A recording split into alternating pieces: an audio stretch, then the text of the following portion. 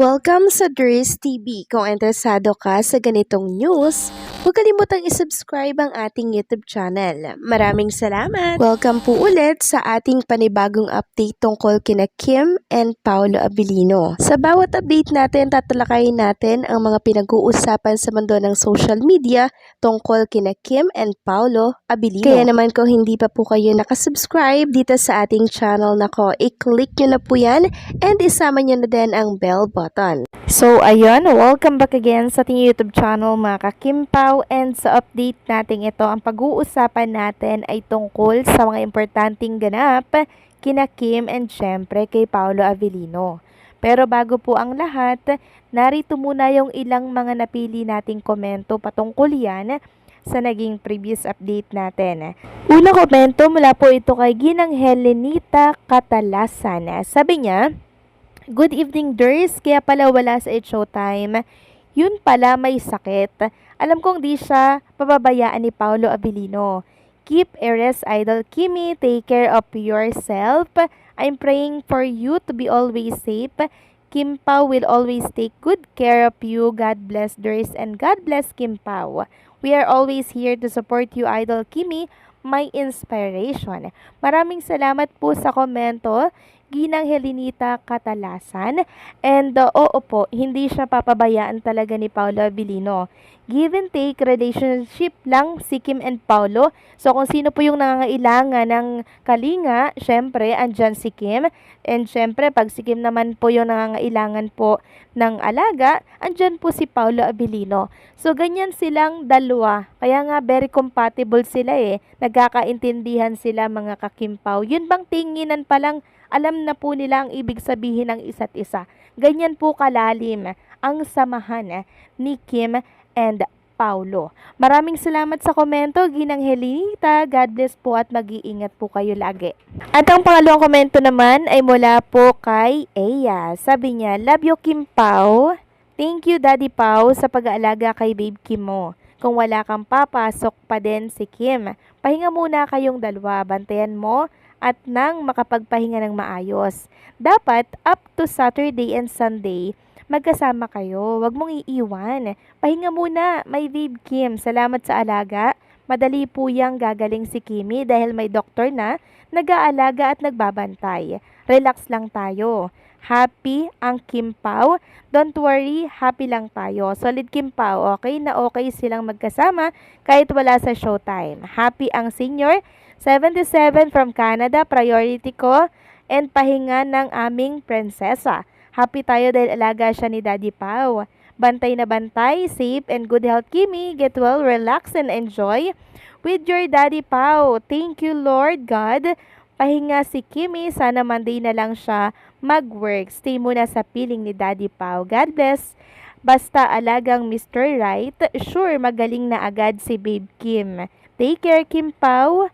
Happy na magkasama kayo." So maraming salamat po sa komento po ninyo, no? So si Kim po ay present kanina dito po sa It's Showtime. Akala ko nga magpapahinga lang siya, pero talagang pumasok pa po siya. At ang kagandahan dito, magaling na siya mga kakimpaw. Iba po talagang mag-alaga si Paolo Abilino.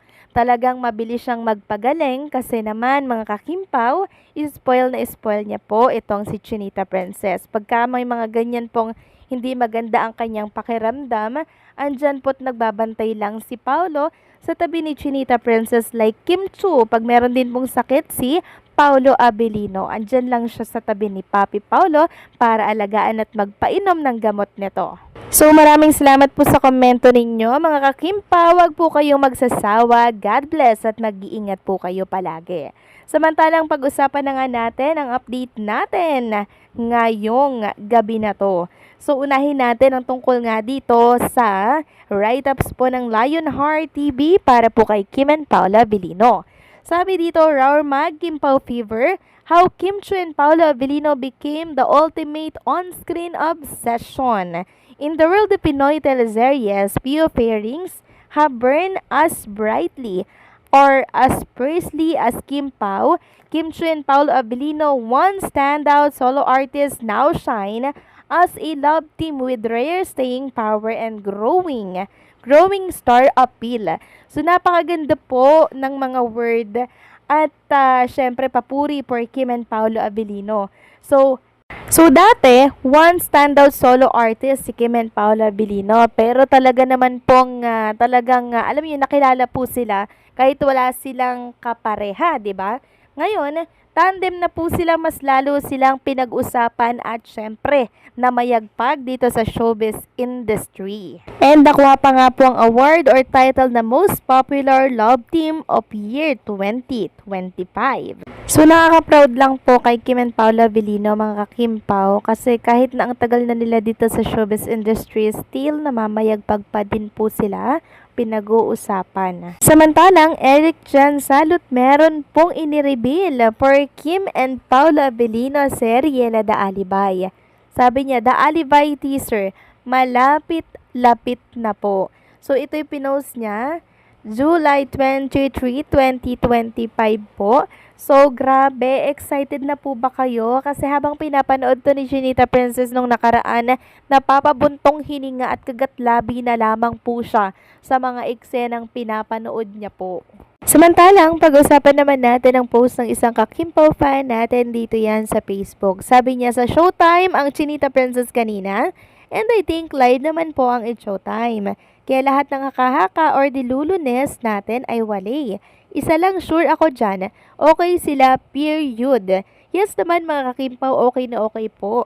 Si Kim and Paolo Abilino. So meron po bang nega for Kim and Paolo Abilino? Parang wala naman akong nababasa pa kasi panay good vibes po ang nakikita ko sa mundo ng X at syempre sa Facebook. And kung meron man kayong mabasa mga kakimpaw na negative na ganito ganyan si Paolo and si Chinita Princess, nako, wag po kayong maniwala doon kasi okay na okay po si Kim and Paolo Abilino. Meron pa nga akong nabasa na di umano ay sinundo si Kimi ni Paolo Abilino para syempre hindi na ito maambunan, maulanan pa dyan sa labas kasi kahit wala na pong bagyo mga kakimpaw ay maulan pa din sa iba't ibang bahagi po dyan sa Manila. Kaya naman si Paolo mga kakimpaw, alam ko lagi po yang to the rescue kay Chinita Princess para syempre hindi na sumama ang kanyang pakiramdam. Kasi kahapon po, wala siya sa It's Showtime kasi nga po medyo sumama ang kanyang